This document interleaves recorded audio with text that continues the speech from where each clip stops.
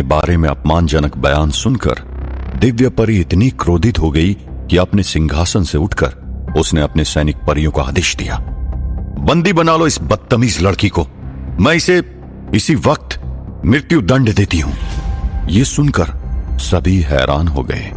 सिद्धार्थ ने दिव्य परी से कहा, माफ कर दो इसे रानी मां, यह आपकी बेटी है। सौम्य ने कहा, मेरे बदले तुम्हें माफी मांगने की कोई जरूरत नहीं है सिद्धार्थ, परिलोक में न्याय का अब कोई स्थान बाकी ही नहीं रहा। मुझे भी देखने दो कि ये परियों की रानी परंपरा की आड़ में और कितना नीचे गिर सकती है। सौम्य ने अपना वाक्य पूरा किया ही था, तब तक कई सारी सैनिक परियां आई और सौम्य परी को बंदी बना लिया और साथ में सिद्धार्थ को भी बंदी बना लिया।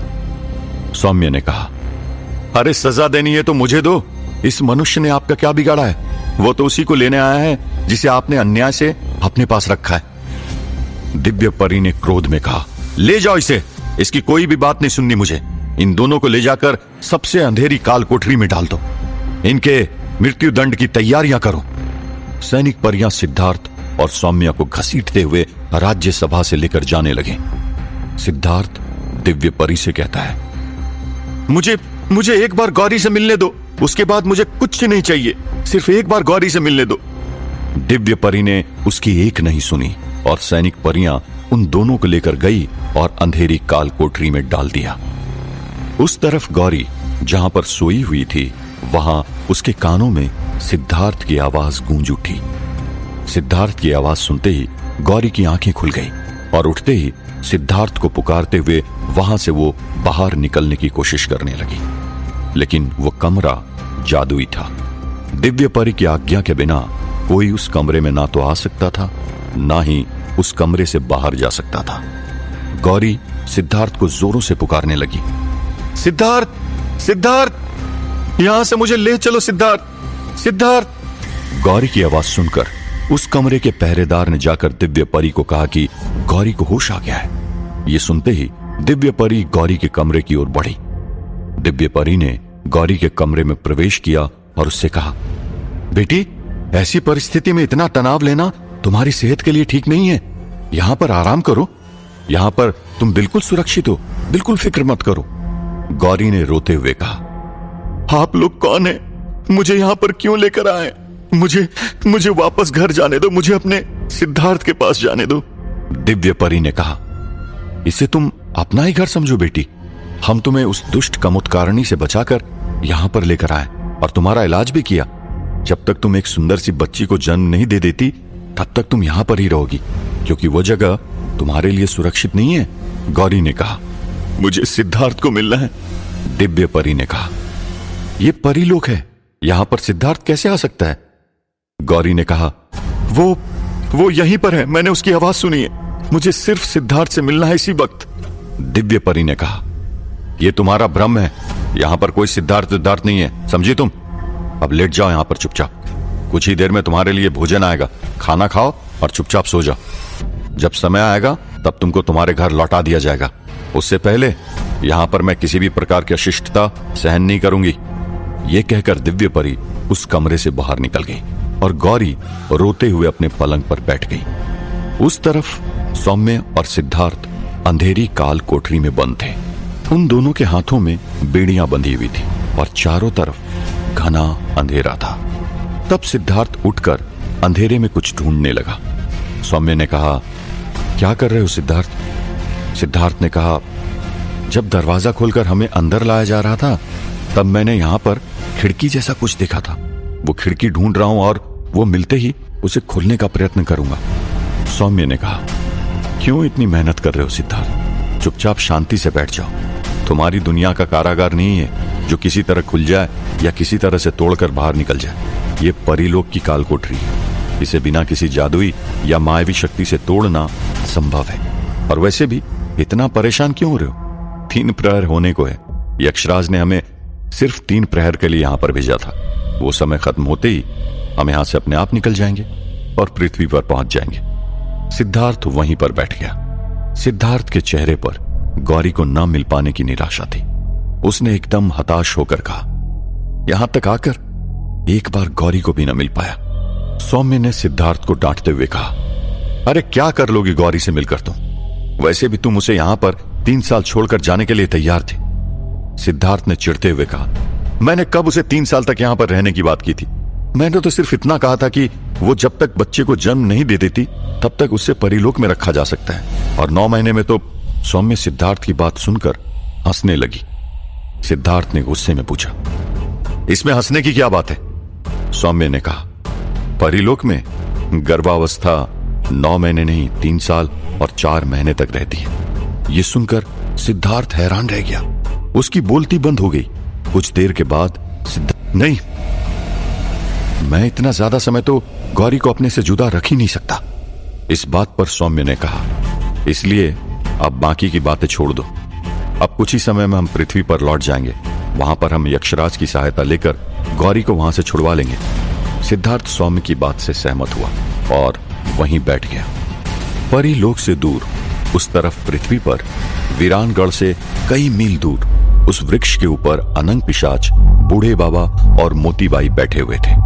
3 प्रहर तक पूरी होने की प्रतीक्षा कर रहे थे।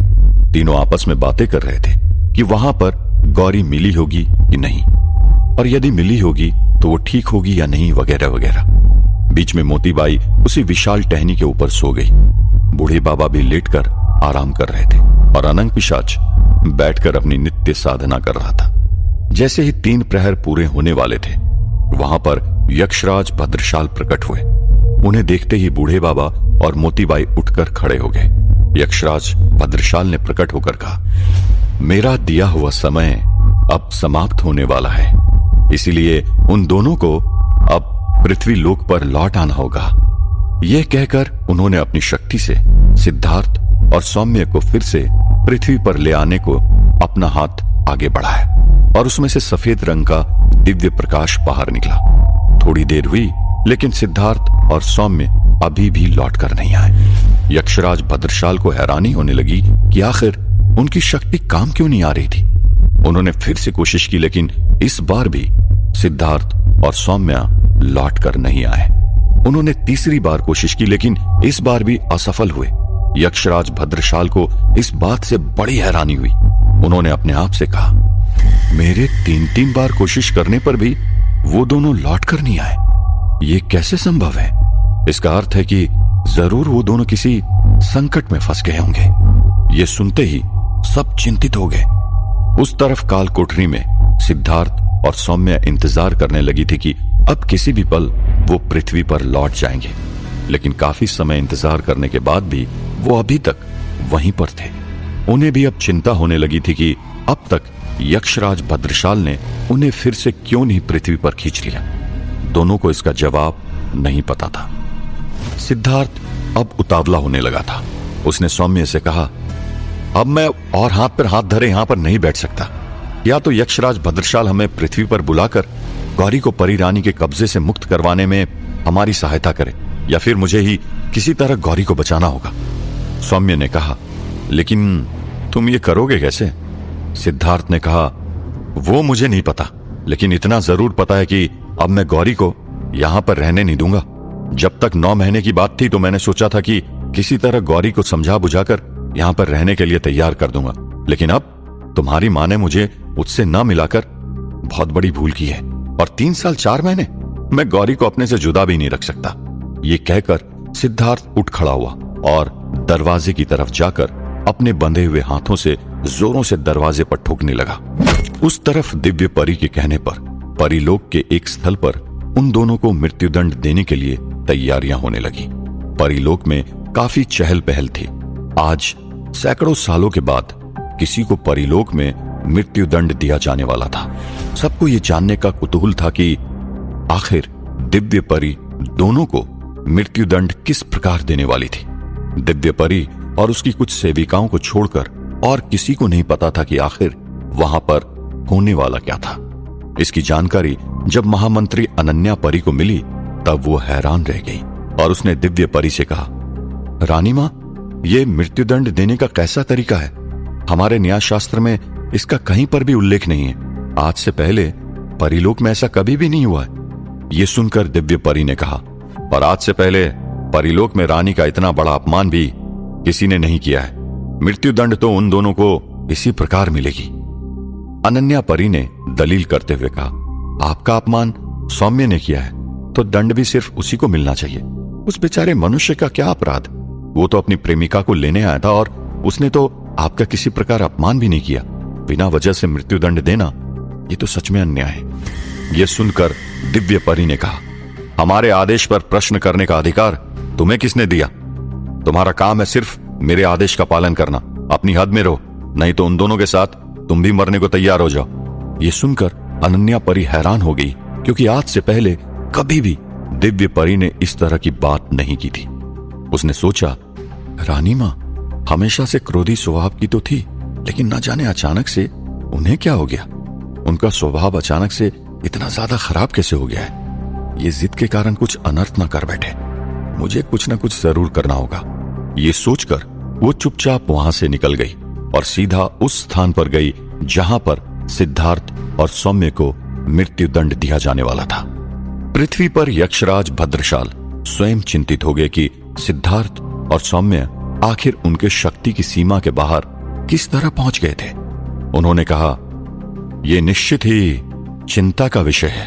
हो न हो परिलोक की रानी ने जरूर उन दोनों को कोई क्षति पहुंचा दी है, या उन्हें किसी ऐसी जगह पर कैद करके रख लिया है जहां पर मेरी शक्ति पहुंच नहीं सकती, और मैं वहां पर इस वक्त जाने के लिए असमर्थ हूं, क्योंकि वहां पर जाने की शक्ति सिद्धार्थ और सौम्या के साथ वहां पर चली गई है, और जब तक वो लौट के नहीं आते मैं वहां पर नहीं जा सकता।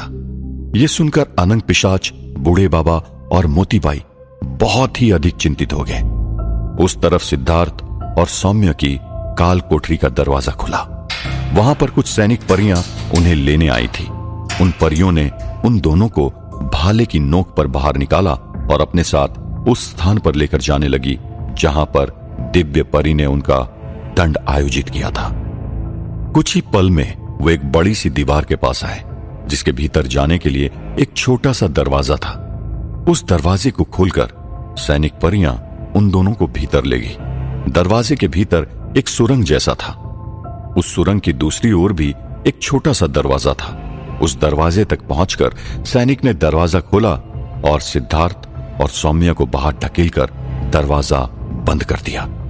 सिद्धार्थ और सौम्य परी वहां पर जाकर गिर पड़े और सिद्धार्थ ने जैसे ही खुद को संभालते हुए ऊपर देखा तो कुछ पल तो उसे कुछ दिखाई नहीं दिया, क्योंकि वहां पर बहुत सारी रोशनी थी।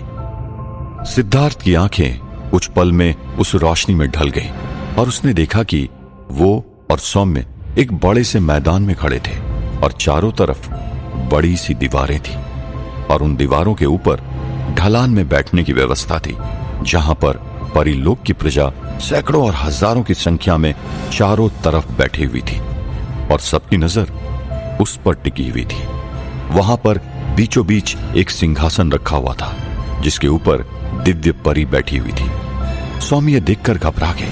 उसने सिद्धार्थ से कहा, आज से पहले इस जगह पर कभी किसी को दंड नहीं दिया क्या? ये मेरी मां क्या करने पर तुली हुई है? तब तक दिव्य परी ने जोरों से घोषणा की, मेरी प्यारी परिलोक की प्रजा, आज हम यहां पर पहली बार किसी को दंड देने के लिए एकत्रित हुए हैं।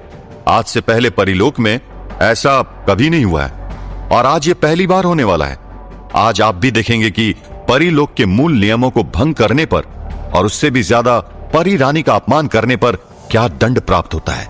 आज से एक नया इतिहास लिखा जाएगा, पर आप खुशनसीब हैं कि आप इस ऐतिहासिक क्षणों की साक्षी बनेंगे। तो तैयार हो जाइए, अपराधियों को दंड प्राप्त करते हुए देखें और साथ में मनोरंजन भी प्राप्त करिए। ये कहकर परी रानी ने एक लाल रंग का कपड़ा उठाया और अपने हाथ आगे करके कुछ समय तक वो लाल कपड़ा अपने हाथ में पकड़ के रखा और फिर उस लाल कपड़े को छोड़ दिया। उस लाल कपड़े के गिरते ही उस मैदान के एक तरफ की दीवार पर बना हुआ एक लोखंड का दरवाजा खुला। सिद्धार्थ और सौम्य आतुरता से देख रहे थे। सारी प्रजा बेताब होकर देख रही थी कि वहां पर क्या होने वाला था। किसी को कुछ नहीं पता था कि उस दरवाजे के भीतर से क्या बाहर आने वाला था।